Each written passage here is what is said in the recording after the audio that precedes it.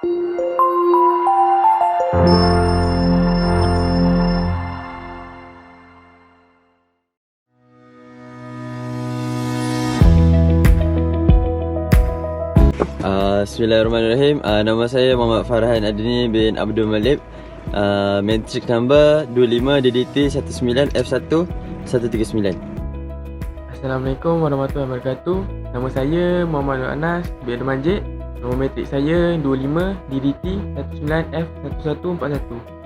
Assalamualaikum warahmatullahi wabarakatuh. Nama saya Muhammad Farihan bin Wan Daud. Nama matrik saya 25 DDT 19F1136. So, nama saya Muhammad Izzuddin Mingsa. Nombor matrik 25 DDT 19F1080. Assalamualaikum, nama saya Muhammad Asnawi bin Hassani. Nombor matrik saya 25 DDT 19F1142. Objektif yang pertama adalah menghayati kepentingan etika dalam menjalani kehidupan seharian sebagai pelajar. Yang kedua, mempraktikkan nilai keadilan sosial yang menjadi teras kewujudan sebuah masyarakat. Yang ketiga, memahami kepentingan mereka dalam peranan menjalankan tanggungjawab sosial. Dan yang terakhir, peka dan menyedari tentang pentingnya usaha amalan tidak beretika. Definisi tanggungjawab sosial. Tanggungjawab sosial adalah satu kemampuan refleksi seseorang individu terhadap pandangan hidup yang dipegang tentang keadilan dan kebaikan demi kesejahteraan hidup bersama.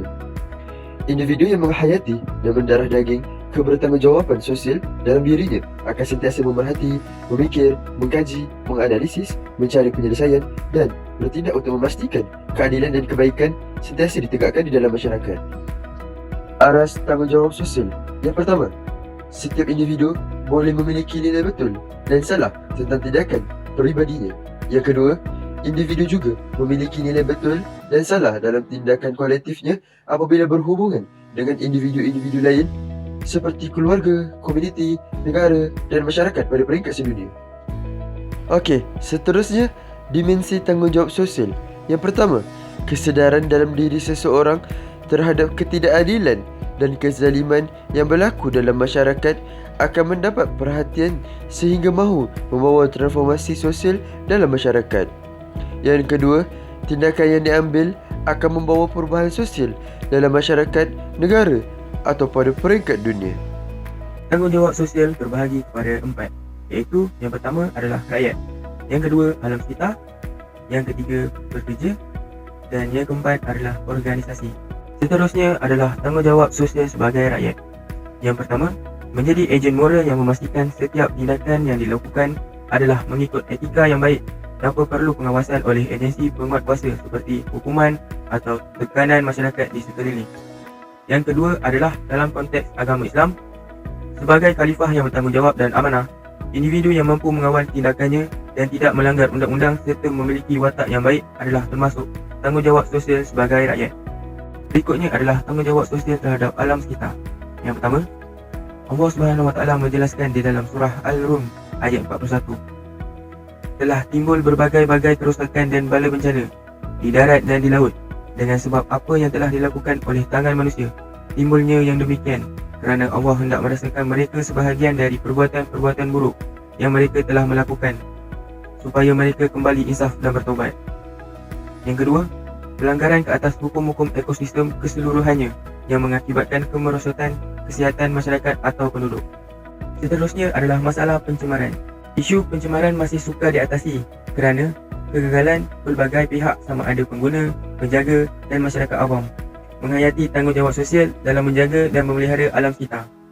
Contoh pencemaran adalah pencemaran air akibat pembuangan sisa-sisa kimia dari kilang ke sungai.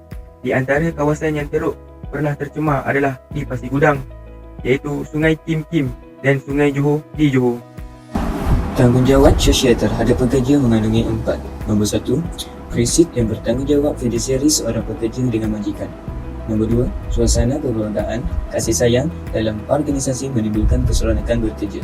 Nombor 3, memberikan perkhidmatan yang sama kepada semua tanpa mengira bangsa, agama, kulit dan jantina. Dan nombor yang keempat, membantu dalam pengurusan sesebuah tindakan bagi memudahkan sesebuah keputusan.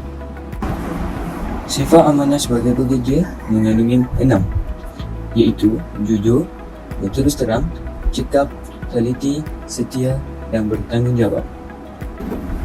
Tanggungjawab sosial terhadap organisasi. Nombor 1, kewajipan pengurusan sesebuah organisasi untuk membuat keputusan dan mengambil tindakan yang membantu dalam kebajikan dan kebaikan kepada masyarakat dan juga organisasi. Nombor 2, komitmen syarikat dan organisasi korporat terhadap keperluan sosial dalam hak penjagaan alam sekitar, kebajikan pada pekerja dan pengguna. Apakah tujuan utama tanggungjawab sosial organisasi? Tujuan utama tanggungjawab sosial organisasi mengandungi 6, iaitu tablik untuk organisasi, hak asasi manusia, amalan buruh, amalan sekitar, amalan operasi yang adil dan juga isu-isu pengguna. Kebaikan melaksanakan tanggungjawab sosial. Yang pertama, kebaikan kepada manusia, kebaikan kepada pekerja, ketiga, kebaikan kepada alam sekitar, dan yang keempat, kebaikan kepada organisasi. So, kita dapat huraikan dalam beberapa situasi. Contohnya, kebaikan kepada manusia.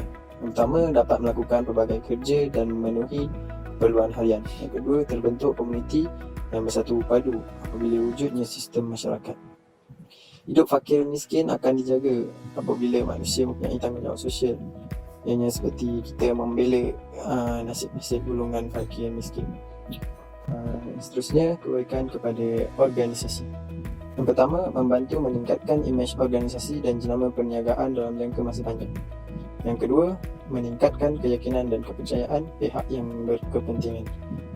Ketiga pula, harga saham akan meningkat dalam jangka masa yang panjang.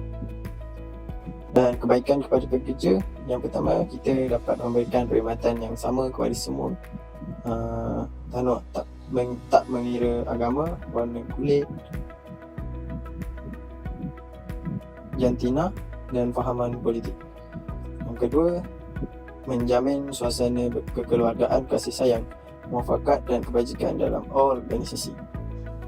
Kebaikan kepada alam sekitar pula, yang pertama ialah keseimbangan ekosistem semula jadi tidak akan terganggu keseluruhannya. Yang kedua pula, kehidupan dan nyawa manusia tidak akan terganggu. Sebagai contoh, pencemaran air tidak akan berlaku. Kesimpulan dalam video ini dapat kami ungkapkan bahawa tanggungjawab sosial merupakan penghayatan nilai seseorang terhadap masyarakat dan persekitaran. Kita harus mengamalkan prinsip keseimbangan, amanah, kedermawaan dan lain-lain. Allah sentiasa melihat amalan yang dilakukan sebagaimana firman-Nya dalam surah At-Taubah.